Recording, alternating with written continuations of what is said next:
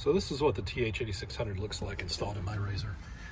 I have a 2019 XP4 turbo, and I decided to go ahead and install it right under the console box, little lock box there, or glove box. I know a lot of people actually take that cover off and install their radio inside there. I don't like doing that because I like that space. I like having that extra storage. And so what I did was just mount it up under it. The cup holder clearance is still pretty good, so the cup I use actually fits under there quite well. One thing you'll notice I did do is on the side here, I did go ahead and add a ground wire for the chassis of the radio. It's just good practice to do that. So in addition to the antenna, the radio power and ground, I've actually got a chassis ground connected there.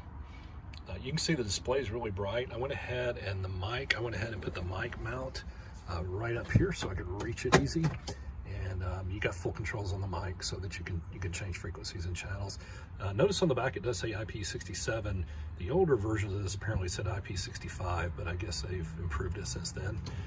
And I just got finished washing this with the power washer, and I didn't remove the radio. So, and it seems to be working fine. So I think it actually can handle weather. The nice thing about this bracket that's included is you can slide out this radio really easy. And with that ground wire that I have on the chassis, you basically need to remove one screw, and then this whole thing just slides out. The cables unplug, and it's so small that I can put it in my toolbox in the back because I lock all my tools up. I've got a padlock on that. So that's my plan. If I go somewhere, leave it overnight next to camp, I'll remove that and actually lock the radio up. But I think it installed pretty well. It was pretty easy to install. It took literally, maybe less than an hour to put the 4 screws in, run the cables, and actually install it.